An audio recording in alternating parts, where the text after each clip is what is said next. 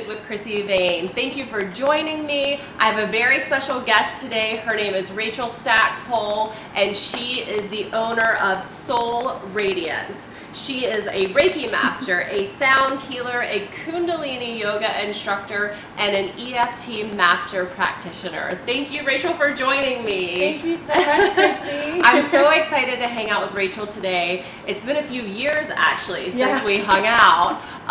So I'm so excited to have you. So I want to know, how did you get into, I mean, you have like a million certifications. Tell me about your background, your childhood. Like, how did you get into all this? Well, I always would strive for perfection, and I think a lot of it had to do with the fact that both of my parents were ministers. Oh. So I grew up with that, and it's a lot of pressure. Yeah, exactly. That expectation. It's a lot of pressure. Yeah, like my parents were very, supportive and open and everything, but there was that pressure of having to be perfect all the time, and people looked at you so differently than someone who's not, a preacher's kid. Yes. So I think that has something to do with it. It could be because of all the Capricorn in my natal chart. I too am a Capricorn. I have many certifications. Yeah. But I think that that's really good for like the human experience that we're living right now, because I think that the human part of us, like the shell that we live in, I think that part really likes to see certifications as a client or a patient or whatever. And I do it a lot so I can grow and expand, because I want to get better at what I do. I want to like expand my mind. I actually got into EFT whenever I started creating this program to help liberate like limiting beliefs and trauma. Huge. And, huge. And it so just much trauma came down as like a download. I was like, okay, if I'm going to include EFT, I want to make sure that I know what I'm doing. So that's why I dove right in and started working on that certification. And so I'm still fairly fresh, but I feel so confident and good about creating that. So yes, it's nice to have the credentials, because people are like, oh, well, what's an energy healer? Oh, you lay your hands on people? Well, yes, but there's a lot that goes into that too. I want to back up a little bit before we talk about all of the credentials and all of the certificates that you hold. I want to talk about your childhood, because I know, like for me as a kid, I was very different. Like I could see and sense spirits. I had very, very strange things happen all the time. So now as an adult, as a healer, someone who practices these arts, like what was your childhood like? I experienced a lot of that, but I also kind of suppressed it because of, the upbringing of, being a preacher's kid.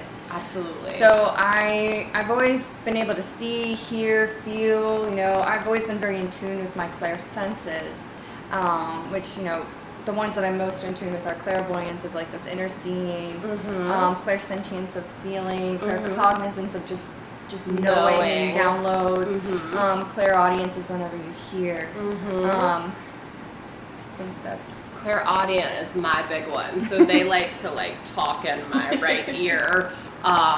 And that's only been happening though for like a few years. Like I feel like it's sort of like opening up Pandora's box. Yes. Like when mine started with like an angel card reading, where I was struggling, I was having a really hard time. Someone introduced me to spirituality. This was about 14 years ago.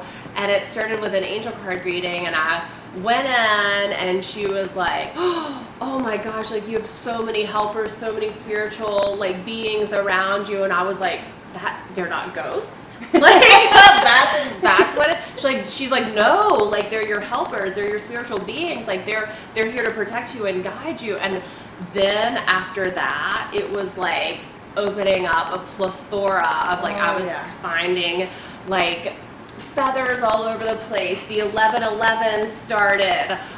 It was just like I would be guided here, guided there, guided here, guiding there. Like, how did that happen for you, and how did you open up to all this? Oh gosh, I think I need to kind of go back a little bit, because when I was a kid, like I even told my mom at one point, I was like, hey mom, she was going in to have surgery because she had thyroid cancer, so she was getting her thyroid removed. It's like, Mom, can you please sing to me one last time?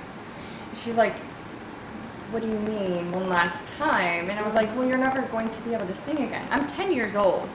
Oh my God. My mom, she just kind of stopped dead in her tracks, like, I'll be okay, Rachel, I'll be okay. I'm like, no, Mom, please sing to me one more time. And I was like so upset. And so she sang, you know, a little song she used to sing to me as a kid that she made up for me. And then in the surgery, one of her vocal cords was paralyzed. And she's never really And that was not supposed to happen. No, not at all. Not at all. I just like knew she was never going to be able to sing again. And I've experienced things like that before. But it was scary to me. Yeah. Like, oh my gosh, that actually happened. That came true. There's something wrong with me. Right. And so I would like Did suppress they everything. say anything to you? Like, did she come out of surgery later? Like, WTF? Like, what? Like, No one actually said anything, really. Like, we kind of, you know, when I started getting back into all of this in my 20s, I was like, Mom, do you remember when? And she's like, yes, and you scared the shit out of me. yeah. Oh, sorry for the language. No, it's okay. We cuss on this show. It's fine. Okay. But it's if true. it's too bad, I'll just put a little bleep or something on it. No, like, she was just really scared by it. And I'm me too. Yeah, sometimes it's scary as an intuitive when you do know things. I had a friend who was in a car accident a few years ago, and she would have died had she left the hospital. And I just knew, my one friend was like, oh no, she's totally fine, like it's gonna be okay. And I was like, no, she's not, like she's not gonna be okay. And I was like trying to get to the hospital, but how do you tell somebody that? Thank goodness she also intuitively knew. We had been working together for a few months. We were working together like energetically, sort of like how you and I are working together. And so she intuitively knew, and she told the doctors that there was something wrong, that they needed to go back in and check. And she had that they did not know. Like her insides were like, yeah, it was really bad. But when you, for me, things like that happened my entire life, but they were horrifying. Yeah. No one taught me like what to do with that. No one taught me like, I would see spirits in the window every year at Christmas. There would be 3. Like my parents can still tell you about this to like this day. Like there would be 3 in the window, and they would just be like waving at me. That same angel card reader was like, "Those are your spirit guides," and I'm like, how have I gone through 25? I think it was like 25 when all this started to happen. 25 years of life, and no one like smartened me up. Yeah. Like no one knew what to do with this. So how is it for you? Like, so the thing happened with your mom. Give us another example. How was your house like? Well, I grew up in like a haunted house in a sense. Like no one really knew it was haunted. You wouldn't guess that it was haunted. It looked like a perfectly normal suburban like home built in the 70s. Okay, so it wasn't terribly old. No, Okay. not very old. And there was a graveyard kind of sort of in the backyard. You go down like this little hill, and then on this mountain like hill in West Virginia. I didn't know you were from West Virginia. Yeah. I'm a Southern gal too. Well, I grew up in West Virginia. I moved all around. Yeah, okay. So, but like, because of the ministry. Yeah, I'm originally That's from what New York. ministries like move. I forget, they put you in the parsonage. Oh yeah, Right? Yeah, we moved like every 2 years. Oh, my wow. upbringing. Yeah, Interesting. it definitely shook things up. Yeah, interesting. Okay, so you're in this house. It's haunted. Yeah. So How did you know that? Well, I kept on hearing this little girl whisper in my closet, Rachel, Rachel. I always avoided that closet because it creeped me out. I even had, get this. So I had a porcelain doll that you would wind up and it would play Beautiful Dreamer. My grandmother gave it to me for, I don't know, my birthday one year. I've always kind of had a fear of dolls and such, thanks to Goosebumps. Yes. Yeah. And permanently traumatized from that. But in the middle of the night one night, that doll just started randomly playing at like 2 o'clock in the morning. No rhyme or reason. Actually, it was the night that my grandmother died. Oh, wow. So it was like she was saying bye to me that night. Yeah, But they do that. things like that would happen. That I knew was from my grandmother. But we had one we called Charlie, a boy who also lived in the house. We had like a whole family.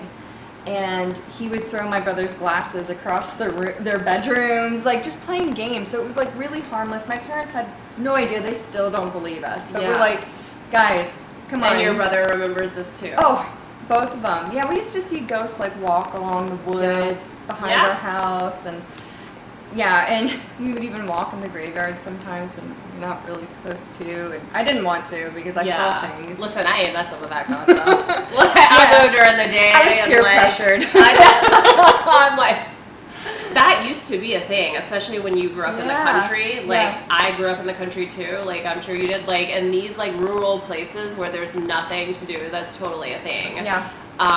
So you get peer pressured to go into the graveyard at night. Yeah, we saw some interesting things, and some interesting things would come back.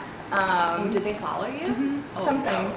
Oh no. Yeah, it always like freaked me out. So the thing about like intuitives and sensitives, and I'll just explain to this for you guys who don't know, most of the time they're not trying to be scary, they're not trying to be mean, they're most of the time just wanting, they're like, oh, that one can see, hear, smell, taste, like whatever it may be, whatever your Clair is, they sense that, and so they're like, oh, I have to get a message to whomever. I don't think I have told you this before.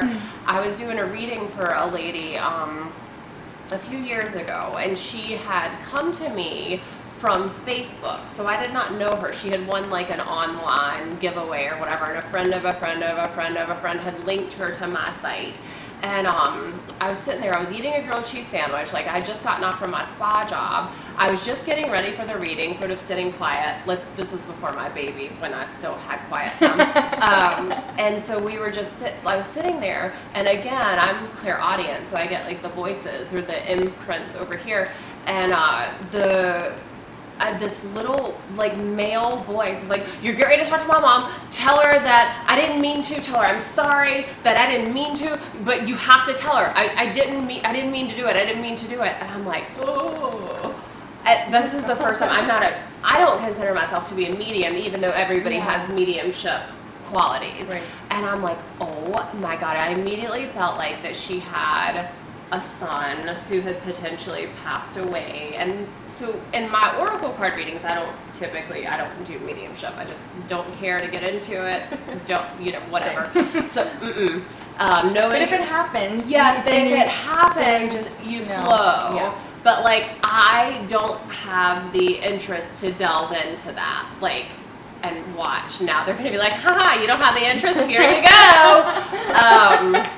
I'm keeping my mouth. That's what happens. I'm literally, as I'm saying it, they're going, yeah, we'll see. So anyways, he keeps on at me for like an hour.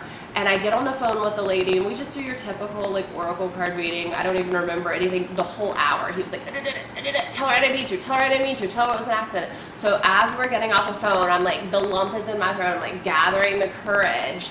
And I said, do you or did you have a son? She burst into tears, and she said, I knew that he was going to come to you. And I said, okay, don't tell me anything else right now. I said, he told me that he didn't mean to. He did like a stupid boy thing. He didn't mean to. Keep in mind, I did not know this woman. Like, no clue who she was. And which is often easier. Yes. I think. Agreed. And she said that he was in the Army. He was like 22 years old. He was in the Army. They found him dead in his bunker, dorm, or like whatever they're called. And they told her that he committed suicide. And he was like, no, tell her I didn't mean to. It was an accident. I did a stupid boy thing. So I'm assuming it was like pills or alcohol, like maybe like a substance like combination thing, and he just didn't wake up. So they're not trying to scare us. No. They are just oftentimes really have messages that they need to get through to people, and you may be the one that's going to cross them. Yeah. So you are the one who has to give that message. Yeah. So tell us other things. So what did both of your parents were ministers? Yeah, both. They're now retired ministers. Okay. But yeah, So what did they think about Woo Woo Rachel? My mom is actually really into crystals before she had us. Wow. Yeah, she was really so big it's sort into. of inherent. Oh yeah, big Yeah. time. She's always been very in tune with her own intuition. She's very fairy-like, you know, that kind of fairy essence. And she's always been really into those kinds of things. But when she had us, I have 2 younger brothers. She just kind of put that on the backside. It takes of over. things. Children take over. It takes Yeah. over. But Yeah. my parents, they always said to us, no matter what, like they would love us, no matter what religion we would choose, or even if we chose not to have a right, religion. or if there's not one at all, and you just love all of them. Yeah, that's how I feel like I am. Yeah, I'm like, I love all of them, Yes. as long as they're, you know, the ethics and integrity is there. Absolutely. Yeah. Got that. Yeah. Yeah, my parents, that's how they felt. They're like, as long as you're a good person, you're doing good things, Absolutely. and you know, we're gonna love you. However, you know, I had to still go to their church. I still had to, you know, present myself perfectly. I had to still just do everything right. So that was a lot of pressure, and I was like severely bullied growing up. You know, combining with being a PK with, I was very big into music growing up. She was actually, and I forgot to say this in the beginning, you were a professional musician. Yes. And I would still consider you to be a professional musician because you could have combined everything, but we'll get into that later. Yeah, that's actually really true. I still consider, because that's like such a gift. Like you should claim that. I should reclaim it. You should claim it. That's claim so it. block I'm working We're on. claiming it right now. Professional musician, sound healer. That, sound Yeah. for sure. Yeah. Yeah. Okay, I like it. Thank you. Thank You're you. I needed to hear welcome. that. So I used to play like 10 instruments. I went to college for music. But I would receive death threats in my locker as a kid. You know, they're like, if you don't stop your music, you know, you're gonna just end up blah blah blah, or you know, like you should just kill yourself. No one wants to hear you sing or anything. And I'm like, I don't think that's true, because like people in the city that I lived in knew me, and I didn't live in a small city. I lived in one of the bigger, like I grew up where WVU is, so like I lived in a bigger city. But people just, I don't know, it was very interesting.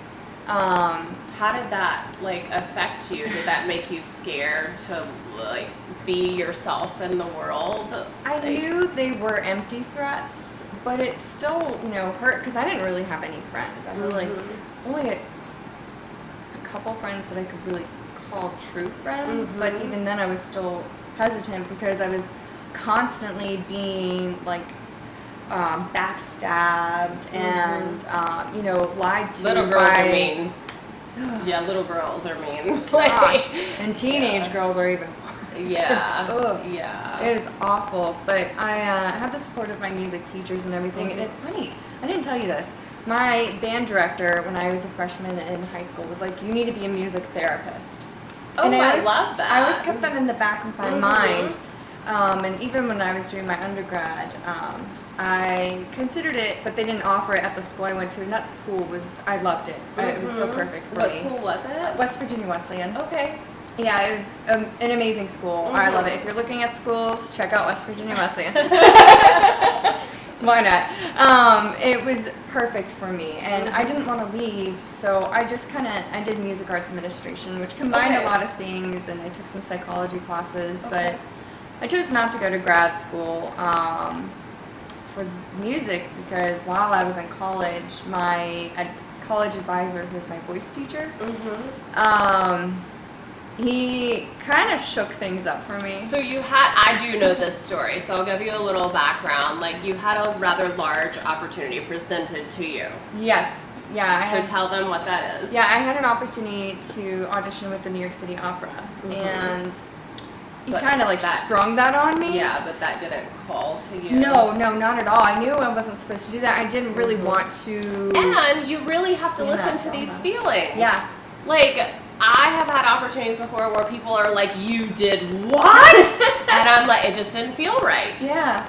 Yeah, I've actually, it's funny because I've had a couple opportunities in New York City. Like when I was certified for wedding and event design, I was offered an internship in New York City for working for Preston Bailey, who is a famous wedding designer. And people are like, you turned down an opportunity to work with Preston Bailey? I was like, yeah, and I also turned down New York City Opera. Yeah. So how how did but your I went like with my teacher? gut and my intuition, which I didn't It's the fully know at most the time. important thing because it will always keep you out of trouble. Yeah. Like maybe something would have happened there, maybe I don't know. You just never know. But that feeling in your heart and your gut is always there for a reason.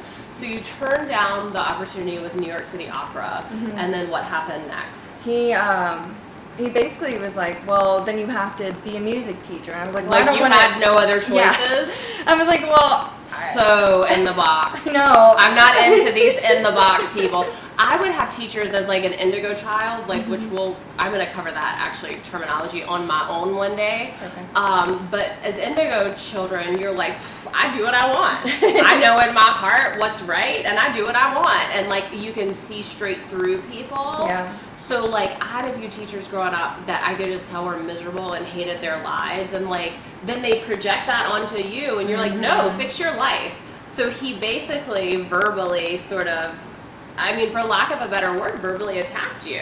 Oh, and you're still a kid. Well, realistically. Yeah. I mean, Like, I was like 20, 21. This is still anything under the age of like 29 to me. 29, like you're still like. Well, a the kid. 20s is It's a time huge of growth. like you're growing Yes. through so much. Yeah, absolutely. Well, It's like first time he to was figure like, things out. Yes. Your 20s is like you're just time to figure things out and play. yeah. Play and see what you like. Yeah, absolutely. So when he said, well, you can only be a music teacher, I was like, well, I definitely don't want to teach in schools. Like, Right. I appreciate and I have so much respect for teachers, and I'm an English teacher now. Yeah.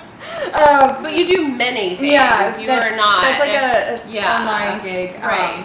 But I'm laughing at the humor I know. behind that. And he's like, well, then what are you going to do? He's like, well, you're a waste. You're wasting your talent. You need to just like, what are you doing with your life? And I was like, I think I just reacted the way I'm reacting Yeah. right now. It's Yeah. just like, how could someone say that, especially your voice teacher and, your college advisor? So I went straight to the dean of students. Yeah. I was like, I need a new advisor. And, I ended up quitting. I dropped my music scholarship, and that was like such a reward because I got the highest scholarship they've ever offered at that point to any students. And so they were all really disappointed. I quit like all 6 ensembles except one. And that was for band, so when I was playing like my bass, clarinet, and tenor, sax, so it wasn't my voice. I just completely quit everything. I didn't even sing in the shower, didn't sing in the car. long? About 8 years. That resonates very heavily with me because I also, a lot of you know, some of you don't, like my spiritual prop doesn't really necessarily know this, but I was a professional wrestler. Same thing happened with me. Huge opportunity.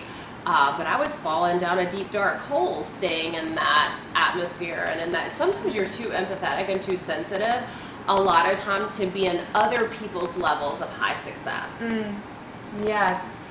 I need to be in my own level of high success and not what someone else's idea for me is, because that doesn't feel right. So I also left wrestling for 8 years. And then I came back into it because I was like, no, I can do this on my own terms. Good for you. So that's why I had you reclaim that music a few minutes ago, because I do believe, especially now with the paradigm shifting, like I think that we're creating our own boxes. Yeah. Why do we have to fit into like what someone else tells us we should? So yeah. I don't even have words. I totally agree, like wholeheartedly. well, I mean, I have a kid now, and like I cannot imagine speaking anything but just inspiration into my child. Like I cannot imagine being a teacher or an adult or like someone who has influence over a person of a younger generation who is so formidable and a sponge, and then you're gonna speak something to them, especially an untruth. Yeah. Like what he spoke into you was an untruth. Shame, shame, shame. Okay. But it was actually. But it all serves its purpose. It all serves its purpose. Yeah, because it kind of allowed me to get back into my spirituality. So after that, that's what shifted you Yeah. back into spirituality. Because I didn't know I could do anything other than music. That was like my life. You know, even when I went to college, I was like, well, of course I'm going to school for music. There's nothing else I can do. But then I learned I'm pretty great at graphic design. I'm awesome at marketing, like, you know, putting these kind of like the artsy side of things. I'm like, I wouldn't have really explored that if I was just so consumed. Yeah, consumed by music, which I love music, but it was what I needed. And then I still felt a little lost. I'm like, okay, so yeah, this is great stuff. I left school for a semester, did an internship with Disney for a bit, and then came back with fresh eyes. I'm like, I'm going to work in events. Yeah. That was my You'll dream. be so good at that. I think I was. Yeah. But then I realized I don't want to be in corporate. I don't want to be run by other people. Like, I'm happy to I feel use this my... on all levels. Yeah, I'm happy to share my skill set and my knowledge with people. Like, I'm happy to help you with the the tech like the stuff. techie stuff. Yeah, I can. Like, she has to help me set up all this microphone, all this stuff. This will be the best one so far, because I actually had a quote unquote professional help me set up the lights, help me set up the microphone. So this is gonna be the best one of all of them so far. Not just because she's an interesting topic or person, but because of everything's professionally set up right now, which I did not do. No, you did. You're a great listener. Hey, I am a quick learn. I will say I'm a quick learn. I've always been that way. So it shifted you back into spirituality. Did you have guidance or teachers or anything like? I would say my spiritual team.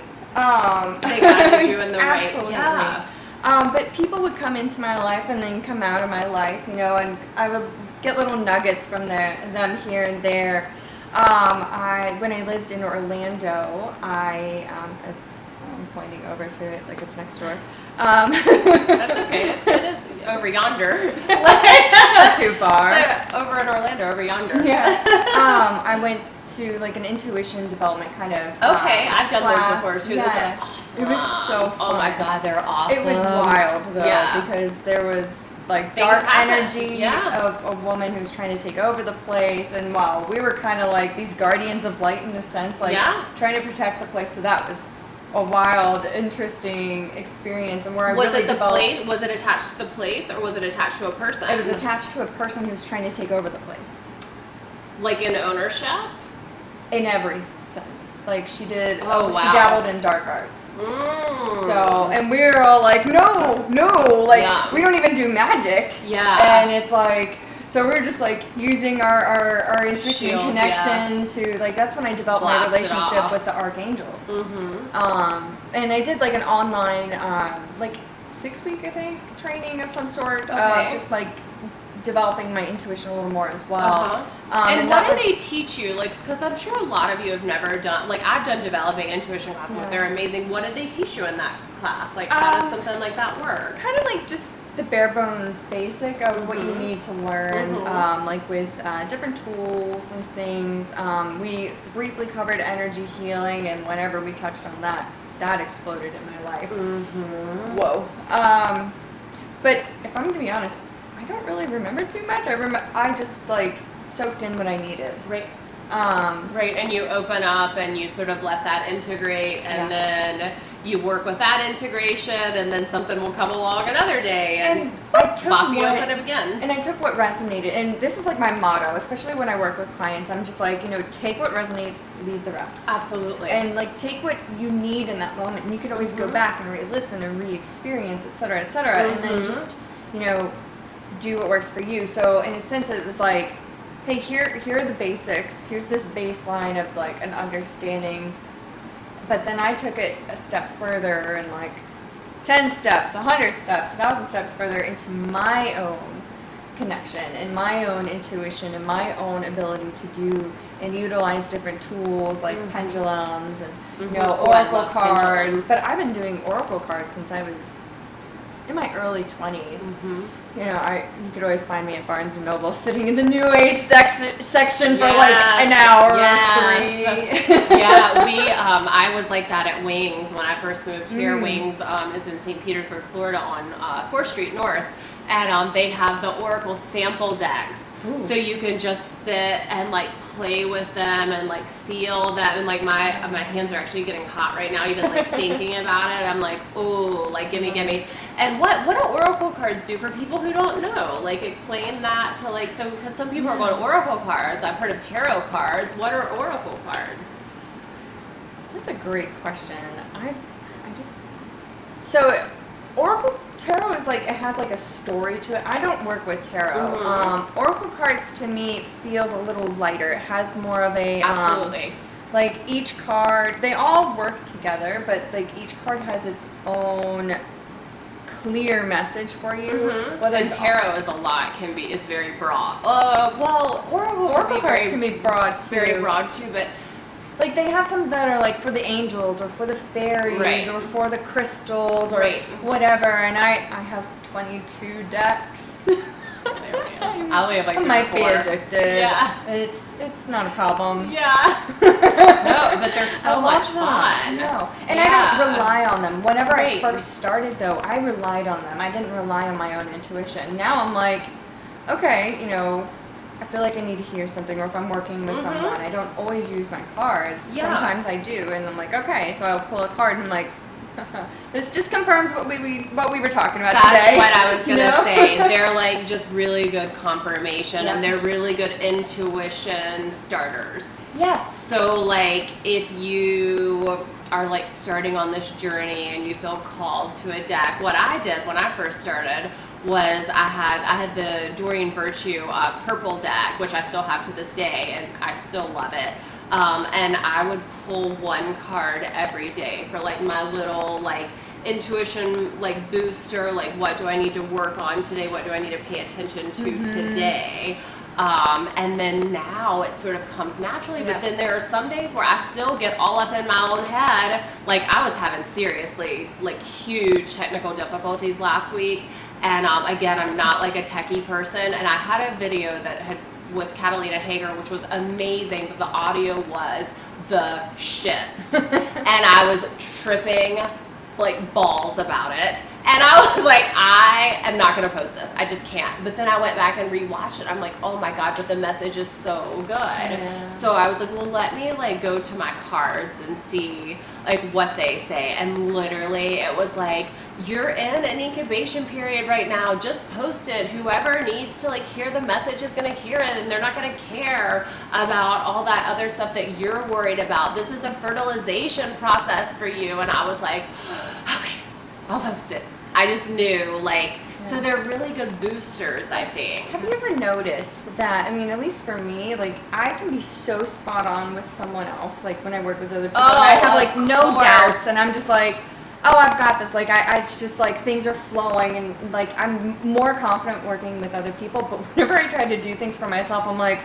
yeah, you can't read, you like, it's like a block, like, we block ourselves. I always tell my husband things before they actually happen, and he was like, oh, I'm gonna work with these people, and I was like, no, ew. I was like, low vibes. I was like, no, and he was like, no, it'll be fine, I'm gonna work with these people, like it'll be good. And I was like, and it was like about a month later that those exact same people acted weird and kind of shady, which I already knew in my head.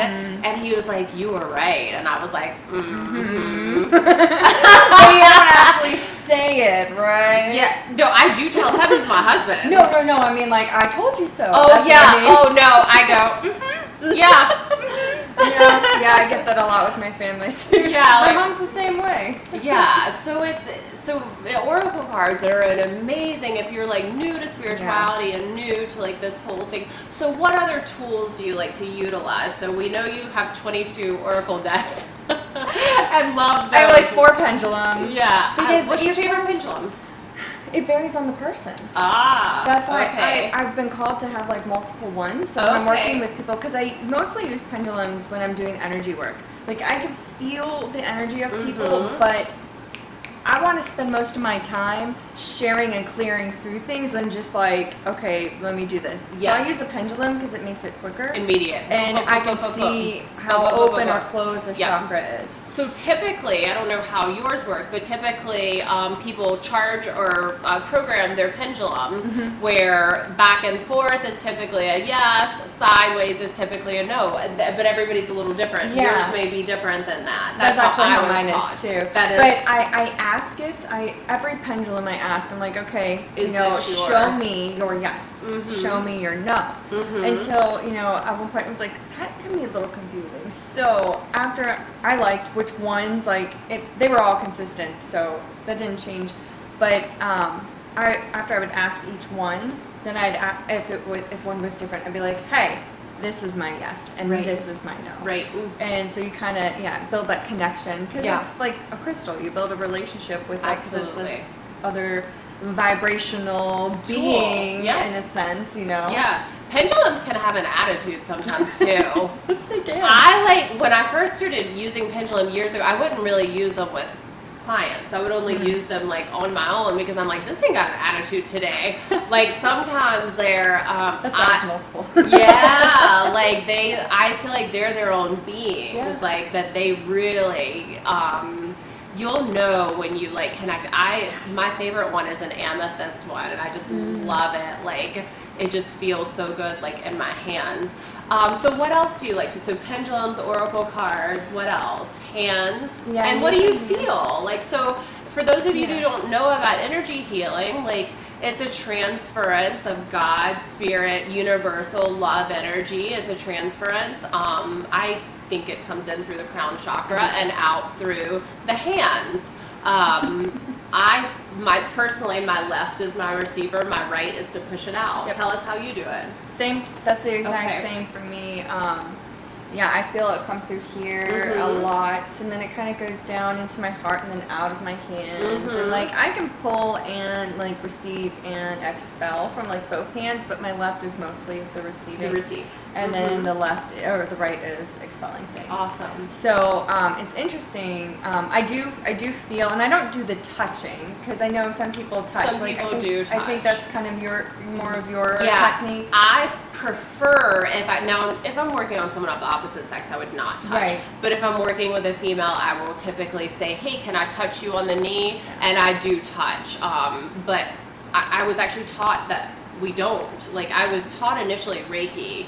And we don't typically, it's above the auric body. But it's important to listen to your intuition and what you're guided to, because we're each healers in our own way. Yes, in our own everyone style. is a healer. This is not something that you are special or I am special. We are just open to facilitating. Well, I think you're pretty special. Yeah, I mean, I think you are too, but you know what I mean. Yes, I do.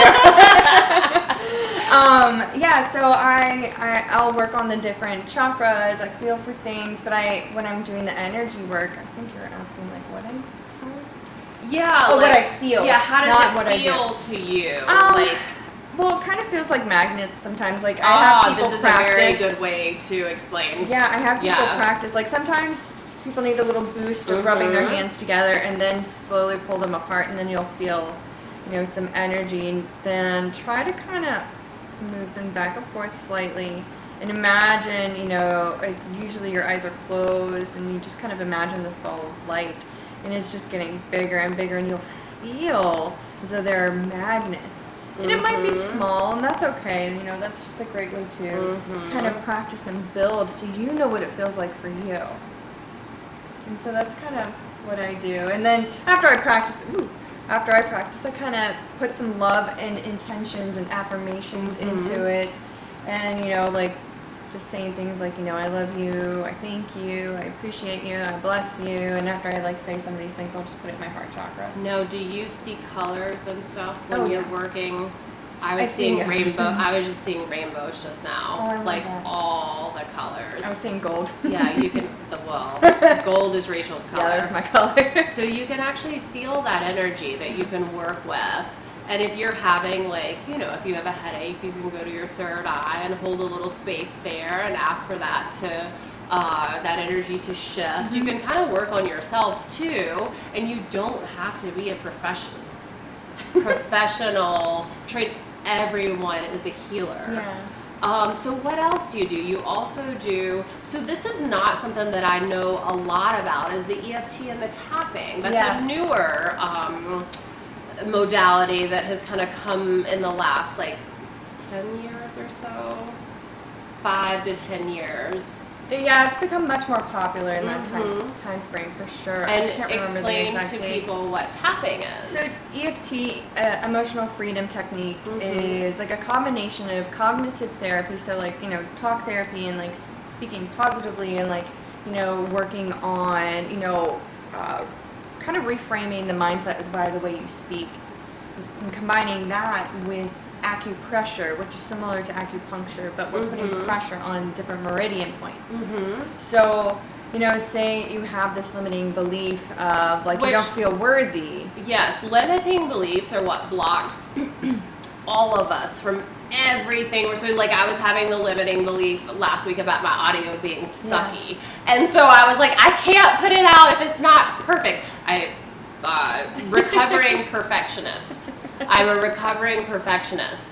So I was like, I can't put it out because the audio sucks. And So like that's a limiting belief because not everybody pays attention to that. Maybe somebody who doesn't care about audio is going to listen to that and be like, wow, that was just the message that I needed to hear. So limiting beliefs is huge in the healing arts because we're always trying to remove, because it's like peeling back an onion. When you move one layer, yes, you upgrade.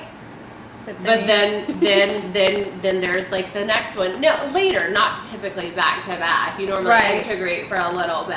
Yeah. So tapping helps you to remove the limiting So beliefs. it's like when you're tapping on these different meridian points, you start with a negative statement. Like, you know, we set up a statement using the karate chop point here on your hand. So like, you know, even though I feel unworthy, I deeply oh my gosh, I deeply love and appreciate myself. Oh man, Mercury retrograde shadow period.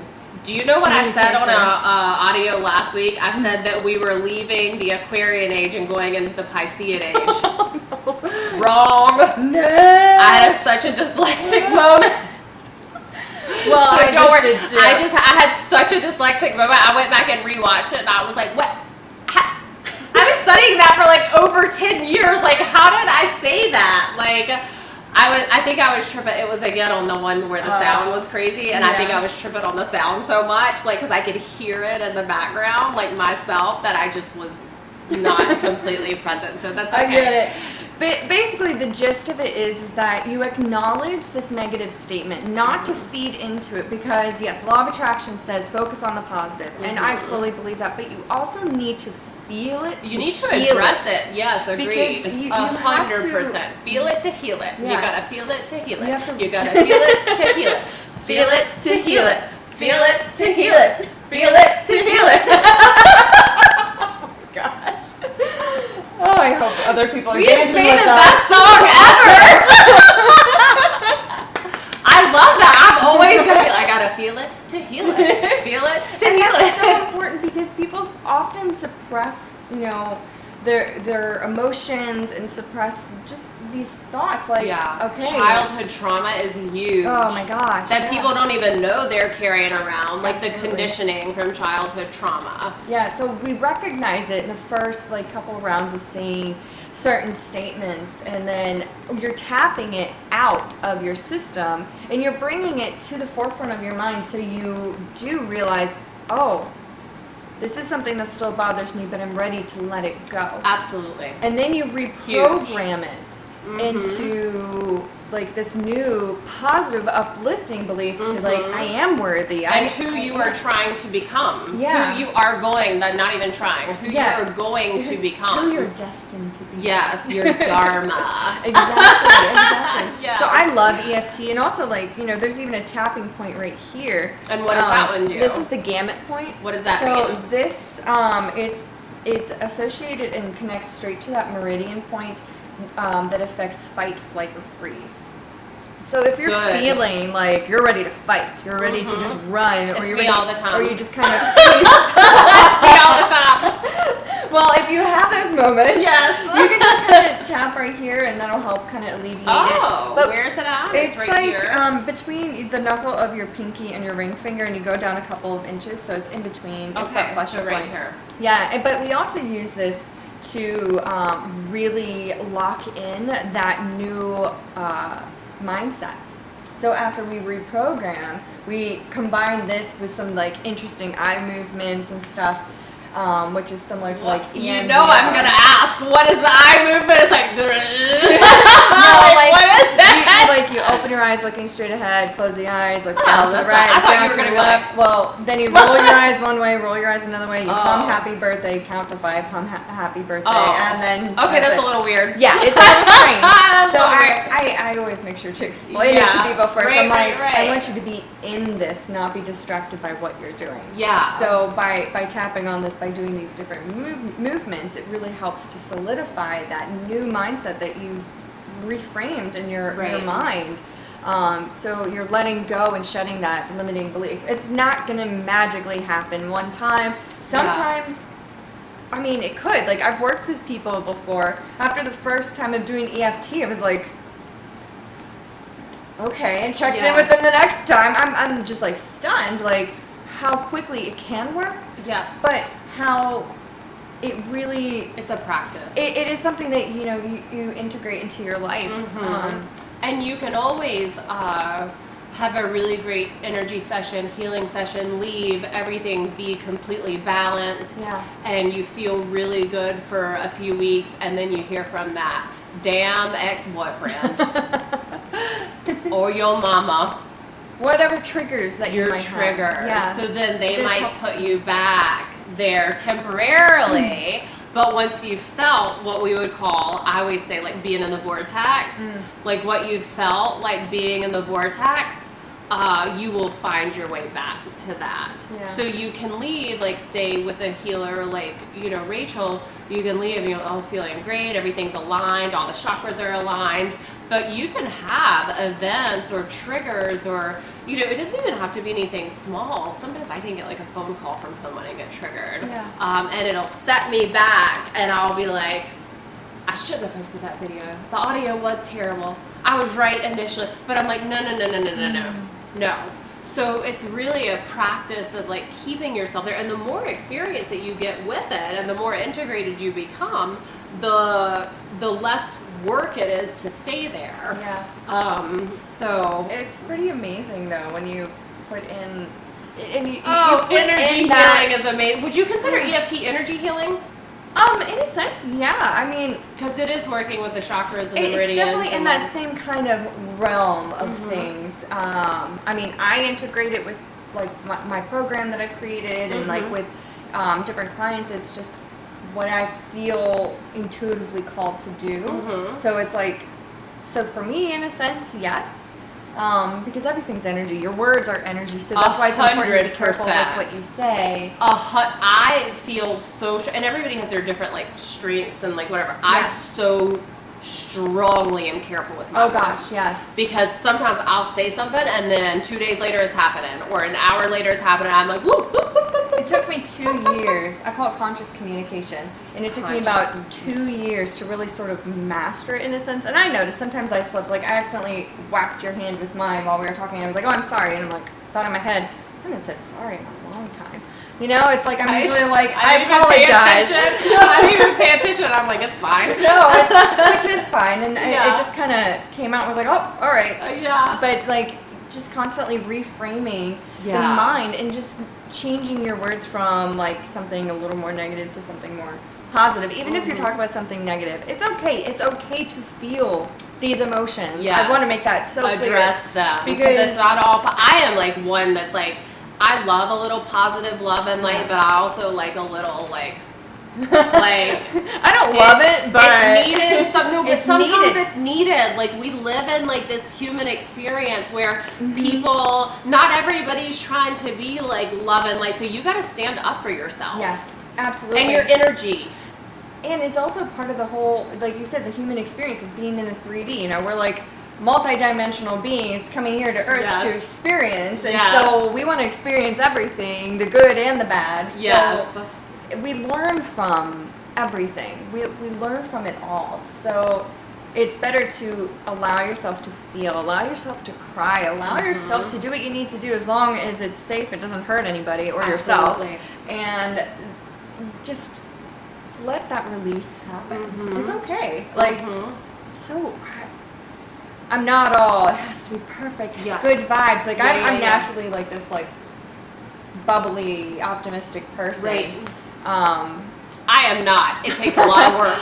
Well, I used to be extremely depressed. Yes. So same. And so it's like, sometimes it can be a struggle. Even now, sometimes I have my dark days where I'm just like, I just want to sleep. I want to be in a cave and be left alone. And that's okay too. Like I'm really like I really think that everyone should honor their feelings from day to day.